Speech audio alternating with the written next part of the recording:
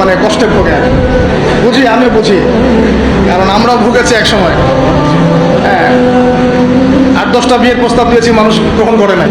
হ্যাঁ, কারণ হচ্ছে আমার টাকা পয়সা ছিল না, বাড়ি নাই, টাকা নাই, কিছু নাই।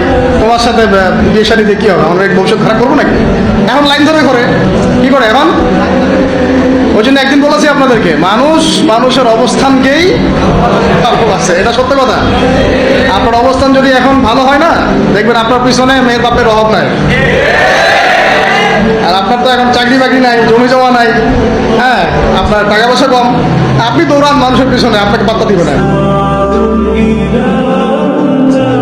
দুনিয়া খুব খারাপ, এই জন্য ভাই দুনিয়ার দাস হবেন না, আল্লাহর দাস হয়ে যান। দুনিয়ার পিছনে ছোটেন না, আল্লাহ আপনাকে দুনিয়া পায়ের সামনে এনে দিবে ইনশাআল্লাহ। আপনি আল্লাহর হয়ে যান, দুনিয়া আল্লাহ পাক আপনাকে পায়ের সামনে এনে দিবে ইনশাআল্লাহ। তখন দুনিয়ার প্রতি আপনার মোহ কাজ করবে, সিরিয়াসলি বলছি, মোহ কাজ করবে।